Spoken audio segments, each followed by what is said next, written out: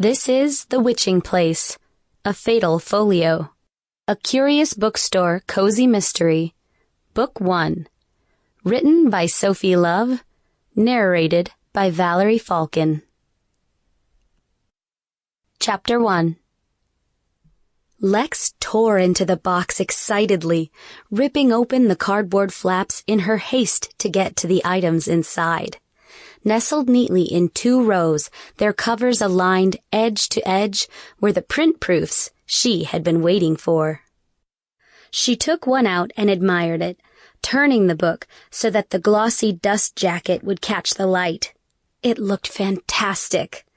There was always something special about the first view of a new book, the smell of the pages, the act of unpackaging, of admiring the design of the cover as it looked in print.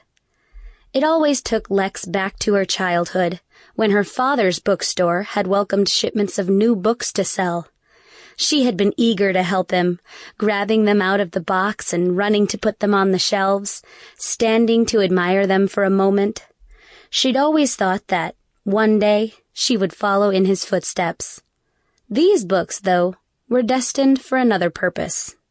Lex snapped back to reality, flipping open the cover of the volume and casting her eyes over the interior.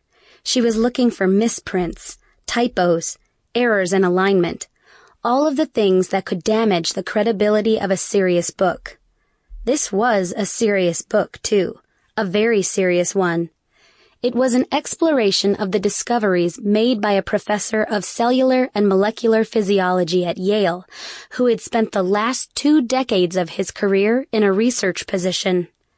The difficult topic had been written up by an author who specialized in science nonfiction books, and Lex had gone over it painstakingly in her role as editor for the publisher who employed her. Making it understandable even for the average science major had been challenging enough, but a year of work was finally coming to a conclusion. Lex set it down on top of a messy stack of proofs, jacket options, and bound manuscripts on her desk, ready to dive into it properly.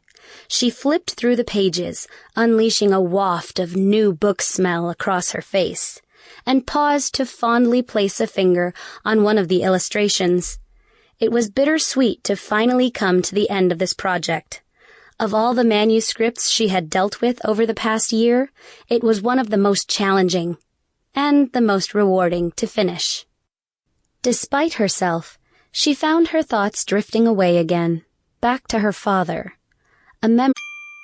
Sample complete. Ready to continue?